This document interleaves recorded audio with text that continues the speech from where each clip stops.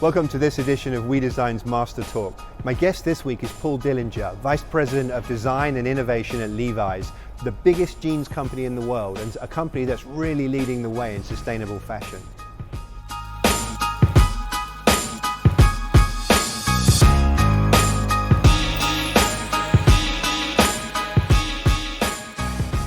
Welcome to WeDesign's Master Talk. My guest this week is Paul Dillinger, Head of Design and Innovation, Vice President of the world's largest denim company. Think about the impact this guy has. Paul, welcome. Thank you very much, Simon. So Paul, just start by telling me a little bit about your background and how you ended up where you are at Levi's. Okay, well, I'm a kid from the forests of Washington State, grew up in the woods. I saw Willie Smith, really great designer from the Willie Wear, from the 80s on the Phil Donahue show when I was 14 years old. And I said, Mom, I want to do that. And so I started sort of aligning my development towards becoming a fashion designer. I picked a great undergraduate school that had a fashion program, Washington University in St. Louis, and did that, and then realized I wanted a broader education. There weren't graduate programs in the United States at the time, so I did a Fulbright grant. I was a Fulbright scholar to Italy, and I got my MFA in fashion design at the Domus Academy. And then moved to New York and started that normal, that progressive career path up the food chain in fashion. I think it's interesting, immediately that I'm struck by the fact that thinking like a designer from the age of 14, you get inspired, and then there's no such thing as a conventional route. No. Any more than there is now when we're trying to solve, crises. Absolutely. I did know that, and my parents were really pushed me towards an education more grounded in liberal arts, more grounded in, and they really wanted me to go to one of the great book schools like, St. John's or Northwestern. But I wanted an arts education focused on fashion. They didn't want me to do the academy or conservatory kind of model. So we compromised on a strong liberal arts school that had a little fashion program. But I knew I wanted to specialize, and I knew that there was more to the industry than the 4-year home sewing course that is normal undergraduate experience. Well, I think that's a very interesting point as well, though, because as we'll come on to in our conversation, the kind of things you're getting involved in now are the last thing anyone would think a fashion designer would do. Right. But in fact, fashion encompasses everything. Right, and also it does take a degree of a different way of thinking about fashion to understand that it is a service, it is a delivery of value, and it's not about ego, and it's not about dressing celebrities. Well, it affects everybody in the world as well. It affects everybody in the world. Even in the hottest climates, they're wearing something around the middle. Yeah. And knowing that there was going to be, I wanted to do more than just cocktail dresses and ball gowns, which is really what a lot of educational programs really. But I think that, one of the things we're going to come to is the impact that the fashion industry can have on society around the world, particularly developing societies. And this is not the sort of thing that people think of when they want to go to one of the great design schools or another place. No. They think we're going to draw pictures of dresses and be a fashion designer. It's really informed a lot by some popular media like Rachel Zoe Project or Project Runway, which spark interest but also demonstrate an under-researched, often poorly conceived and sometimes poorly executed vision of what fashion is, when what fashion can be is transformative industry, economic development in Vietnam after after they had their economy decimated, or Haiti. Yeah, or Haiti, for example. And so you've got an industry that is that's significant, that it's often handled. Really, it's taught adjacent to sculpture, so you have people acculturated as if they're artists, and very little dialogue anywhere in the academic community between the progenitive force in fashion design and the actual business of fashion, which is isolated. And I really want to get that point across, and we'll come back to that, I'm sure, throughout this conversation, because people don't take fashion seriously enough. Right. And fashion can change communities, it can change countries. I don't want to say it can change the world, but maybe. Well, let's go back to where you were. So you're in New York, you're starting out to be a fashion designer, and then you end up at Levi's. That's quite a... Well, some years at Macy's, 8 years at Calvin. Then I got recruited to help start a new brand for American Eagle. Had a great job doing that for 5 years. lost a lot of money, got released when you can't win every time. You can't win every time. But I got released with this amazing severance package, which was the first time I'd ever had any time off in 15 years of a career at that point. And I got to pause for a moment and say, if I've got 18 months to do something else, what do I want to do? And the answer was I wanted to teach. I wanted to remove myself from the industry, and so I took a faculty appointment at Washington University in St. Louis, full circle, and there really loved the fact that by teaching what I was doing, I became much better at doing it. When you have to reduce your methodology, your process to something that's teachable and digestible, you suddenly it becomes a much cleaner process, and it turned me into a better designer. That's a very good point, and I really want people watching this to pay attention to that. Anyone watching this, if you get the opportunity to speak at a school or a university or to teach, you must embrace it, because I guarantee the process of doing that will make you smarter. It will make you think about what you do and actually answer for what you do. And sometimes that'll expose things that you really weren't going to pick up on if you hadn't been through that experience. Right. And Mies van der Rohe wrote some interesting essays as when he both started and was finishing his position at Illinois Institute of Technology on the incumbency of the practicing professional who's successful to build that time into their practice to make sure they are going and teaching not everything. They can't become responsible for the entirety of the pedagogy of an institution, but at least contribute that piece that is important to their work, that says this is how I do what I do and this is how I do it well. I think even just explaining what you do to a group of very smart people that are going to be naturally questioning you is a very good experience. Yeah. So you're designing, you get laid off, you spend 18 months teaching, and now you're at Levi's. Well, it didn't even take 18 months. I got the call from Levi's when I was only 2.5 months into the appointment. But Levi's is the type of company that said, we think it's great that you're teaching. Come out, take this job, come do something. We don't know what, come do something good. And not only will we'll give you the time off to go continue teaching 1 week in St. Louis, 1 week in San Francisco, back and forth, we'll pay for it.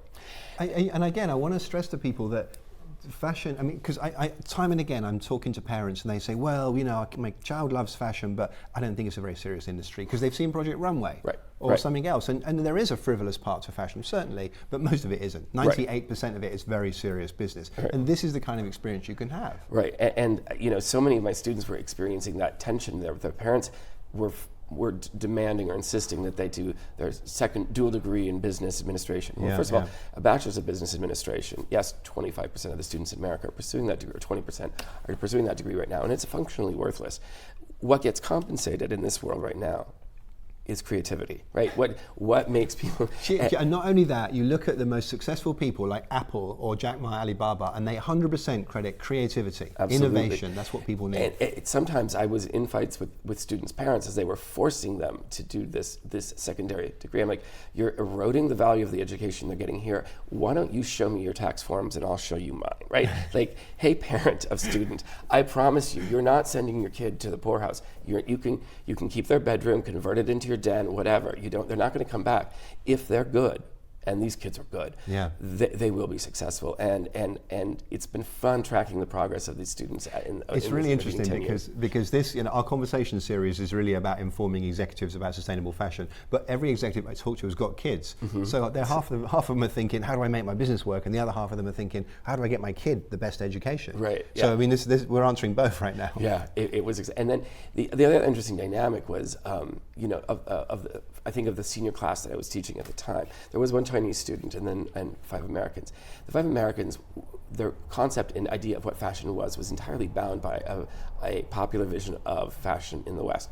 And the one Chinese student who was quiet and disciplined and powerfully creative, with parents who were deeply invested in her success but wanted her to be a successful designer, not hedging her bets with these other things. She was the one. She was the best student in the class, and she's the one that's got the career ahead of her. Yeah. So it was really exciting to see that, to disprove some cultural presumptions and really see excellence coming from the student with the quietest, most disciplined, least fashion-y approach to the whole thing. Yeah. All right, so let's talk about Levi's. So when did you arrive at Levi's, and how sustainable were they when you arrived? So December 13th, 2010. right? Wow. And there were really important sustainability initiatives taking place at the time. First and foremost, there had been our initial life cycle assessment. But the sustainability wasn't a hot button issue at all at that point. It wasn't a hot button issue. So why were they thinking about it? They're thinking about it because, it's a company with family ownership. The descendants of Levi Strauss were still the owners of that company. It's a private company at the time. And they believe in doing good. Profits through principles is a guiding value for the company. That's something that comes up time and time again. When you've got the leadership of a company that believes in doing good, then there's a chance the company can do good. They won't necessarily, but there's a chance they can. Right. You rarely find it the other way around. Right. And they, not only was there a motivation to do good, there was also understanding that when they weren't doing good, be honest about it, welcome the critique, confront it, and fix it. And the willingness to say, you're right, this a mistake has been made. Let's what's the full court press look like to fix it. Yeah. And that's how we got, that's how the company at that time, it had been about 20 years since their worldwide code of conduct had been put in place, the terms of engagement that we expect all of our factories all over the world to follow. That came out of an expose that found labor abuses were happening in some of the factories where we were doing business, and our response to that was not, we didn't call on the PR company to come on and like patch it up. We launched a groundbreaking, leading terms of engagement contract that every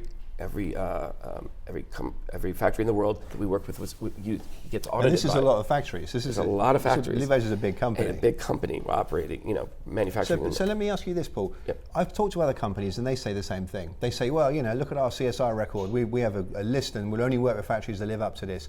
But I happen to know that they're not always policing it. Mm-hmm. So how did they police it and how's that evolved?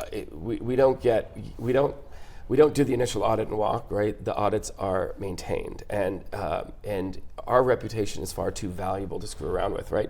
Our reputation.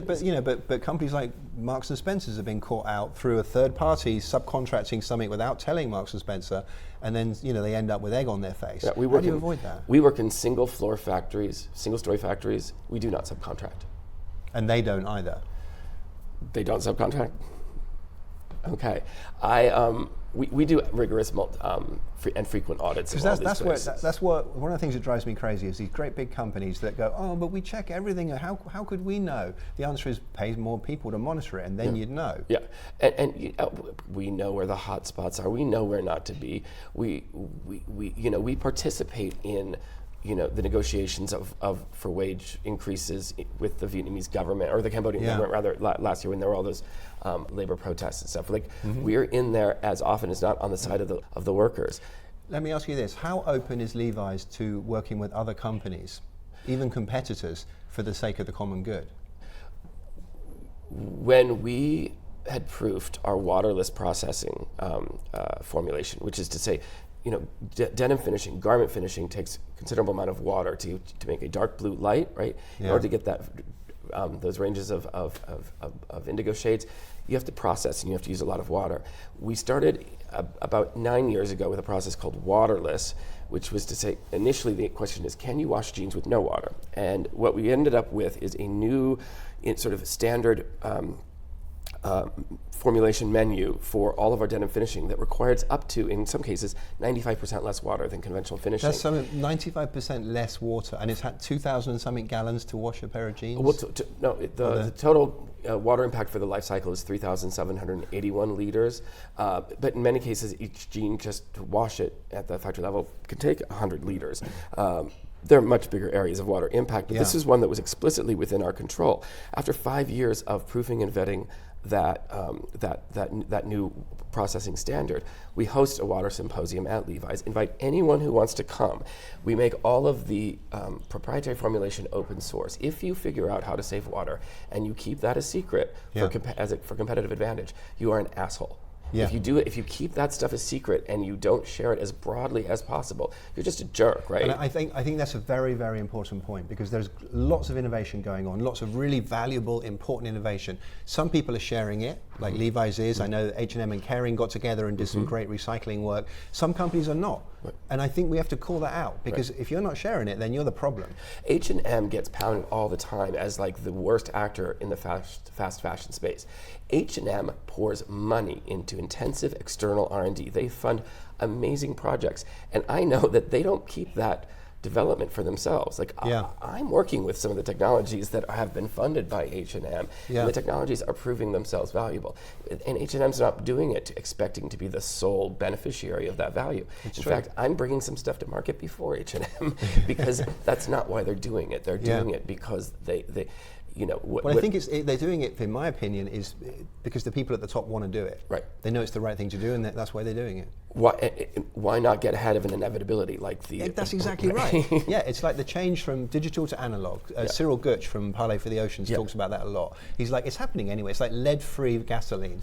Like you want to be the last guy in town that only makes engines that run on leaded gasoline. I mean, who wants to be the last person making asbestos oven mitts, right? You're just waiting for the regulation to finally put you out of business. And that to me is another one of the many critical points we've got to get out of these conversations, which is it's happening anyway. And you want to be in business in 5 years or not? Or do you want? My thing is, like, do you want to wait for it to get so bad that the regulatory response will be hugely punitive, or do you want to kind of be part of the problem before the regulation? And for people watching this is Levi's talking about this. This is not some like little startup making drapes, into prom dresses. This is Levi's. Yeah, the drapes into prom dresses is my, it's kind of nice. It's my weekend. Yeah. So look, let's talk about product.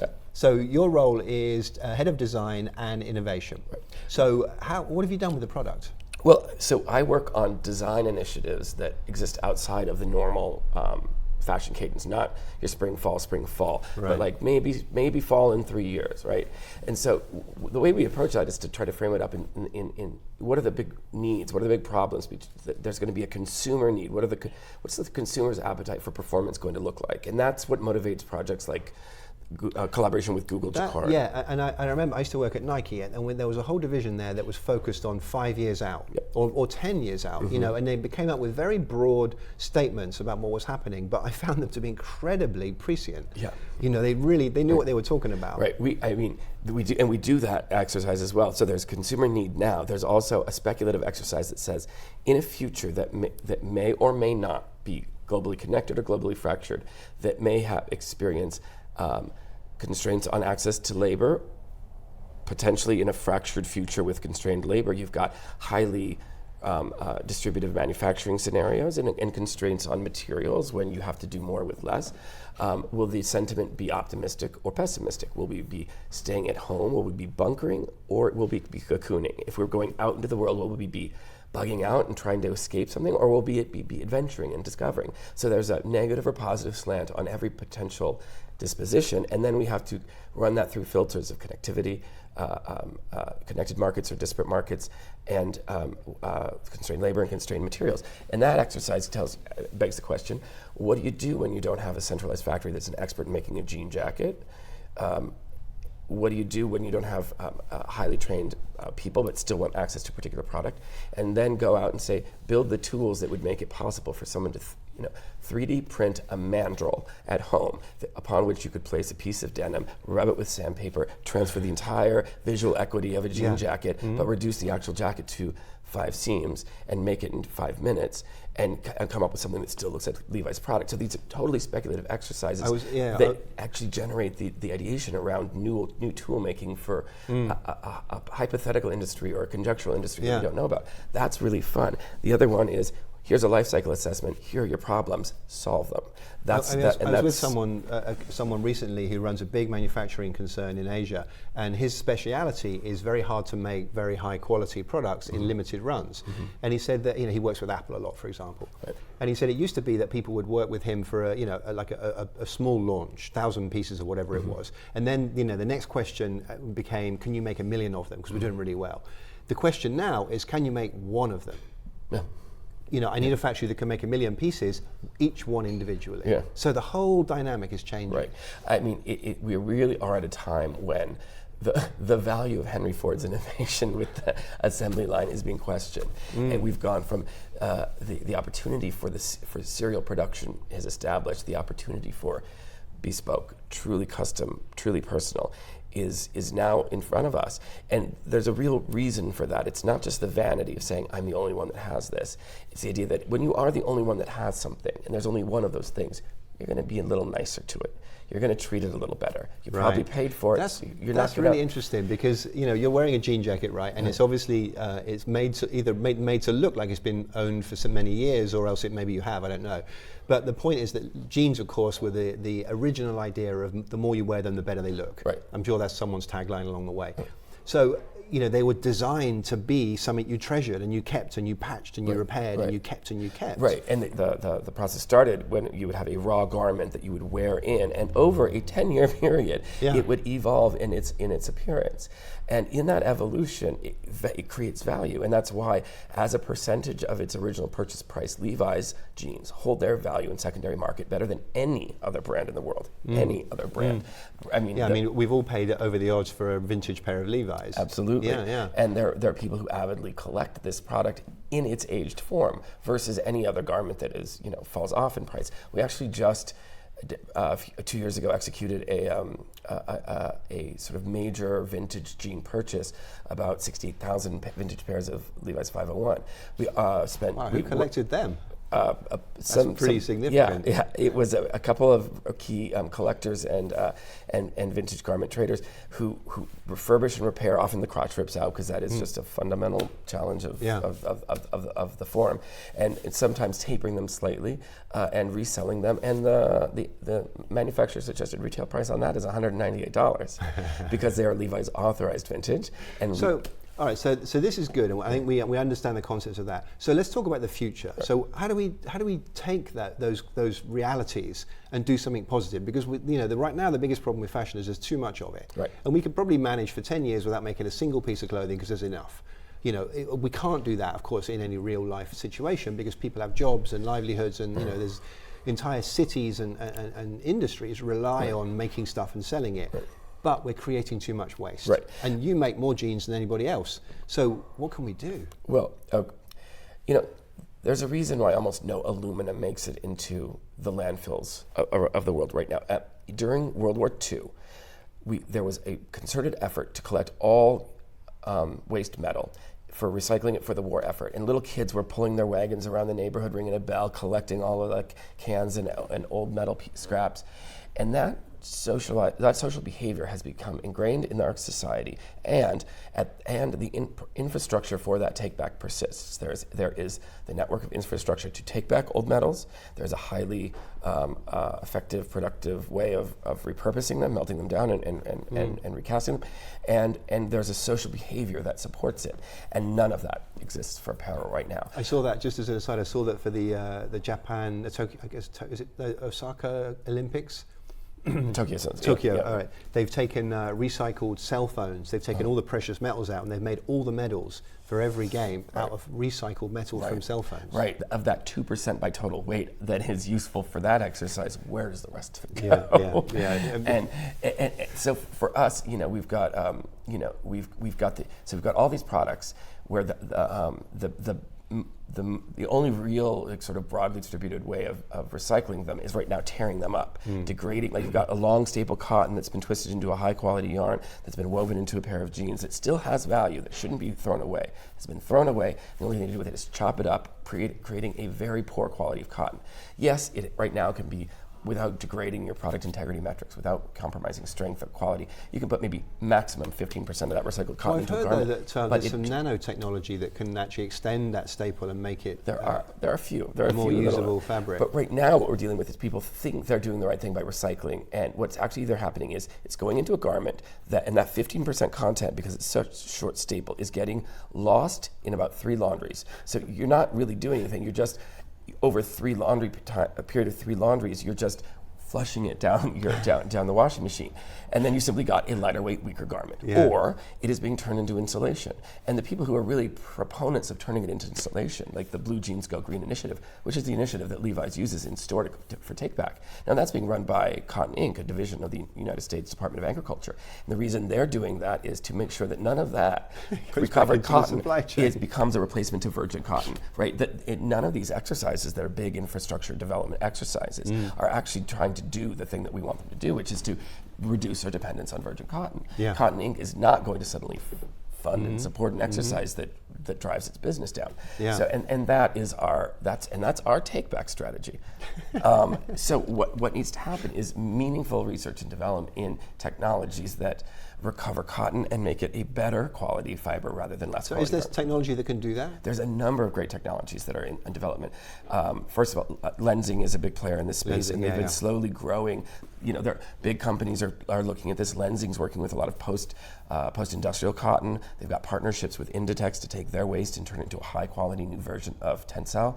Then there are all these amazing startups like Evernew, like Renewacell, like Infinity, like Warn you mentioned Tencel, and we're familiar with the great work that there's happening around that and comparable fabrics. But you also you just showed me a pair of jeans earlier, actually, which maybe we could take a look at, which uses hemp, I think. Right. I think there's no silver bullet to address the challenges of sustainability.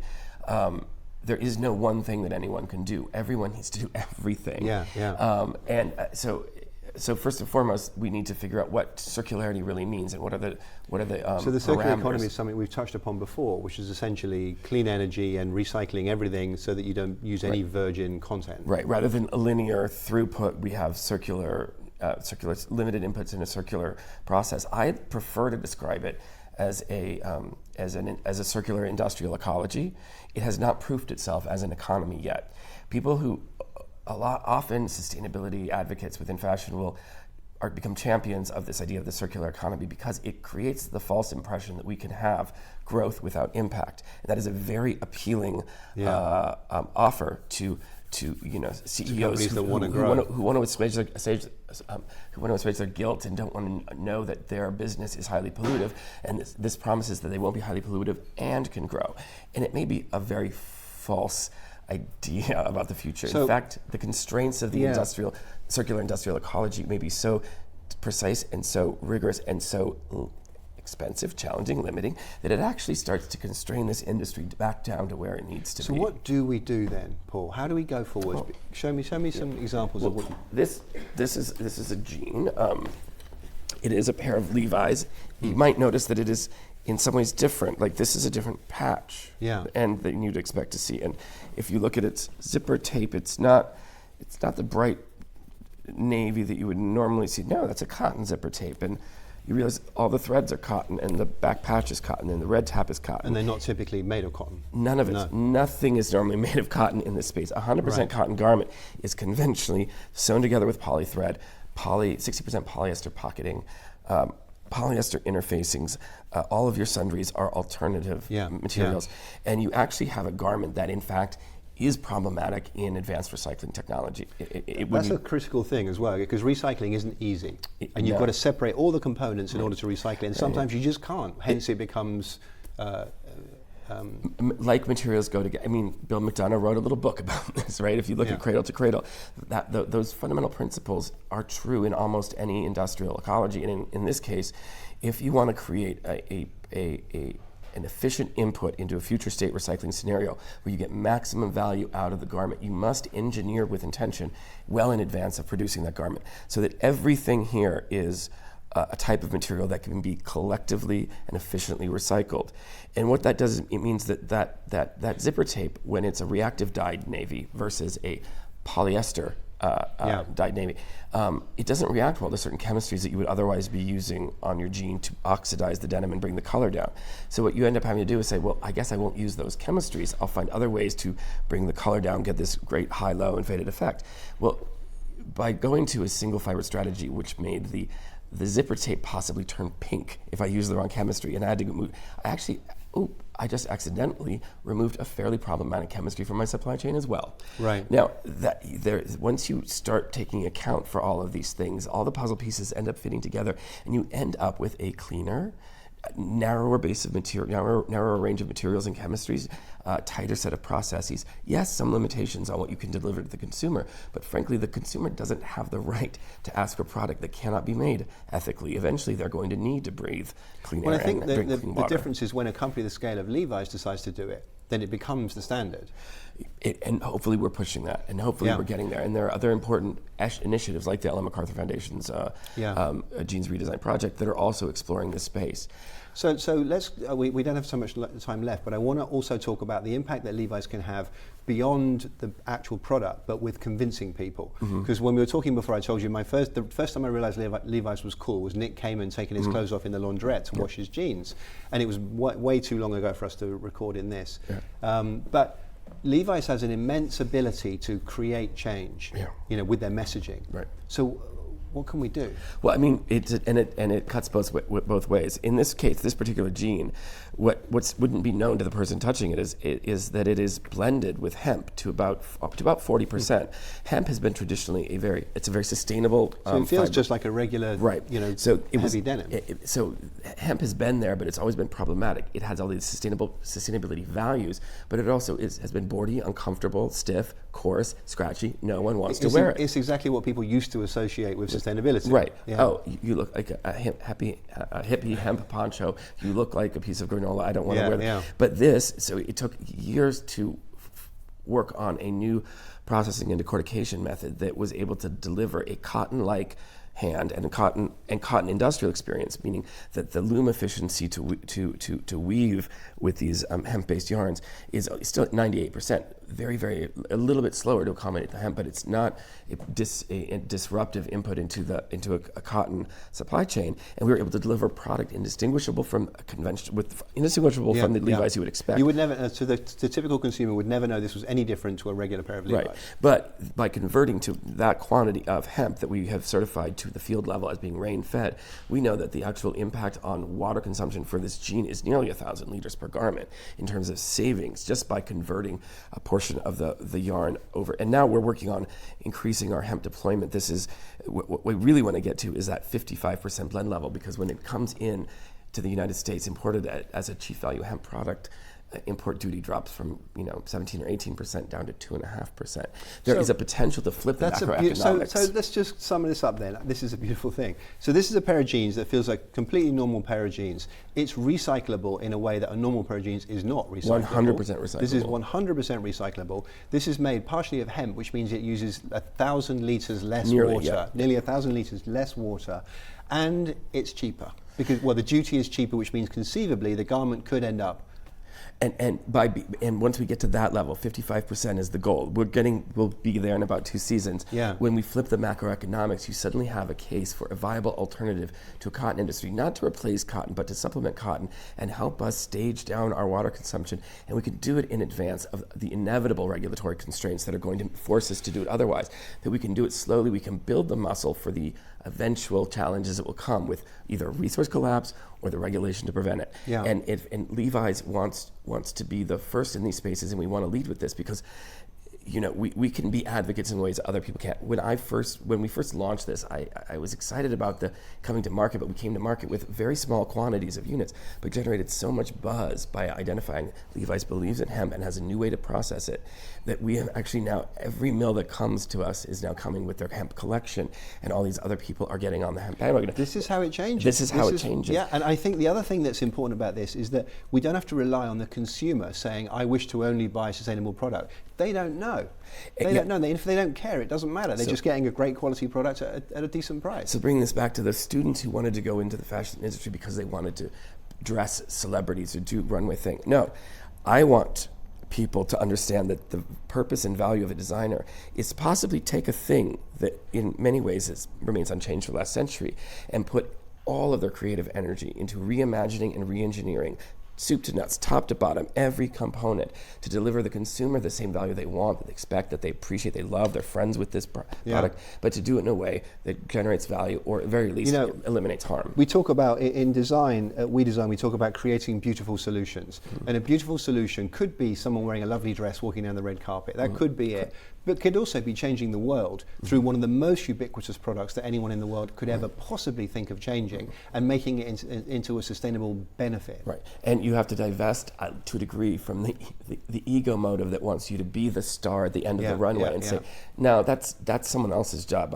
the real work in design is to do the homework and find the thread that's going to hold up. It's going to change the world. Yeah, exactly. Yeah. So Paul, I want to finish with this goes out to the entire fashion industry, particularly in China, and there's a huge enthusiasm there, a passion for innovation, for new ideas, and there's a hunger. All right, so where do we go? What do we do?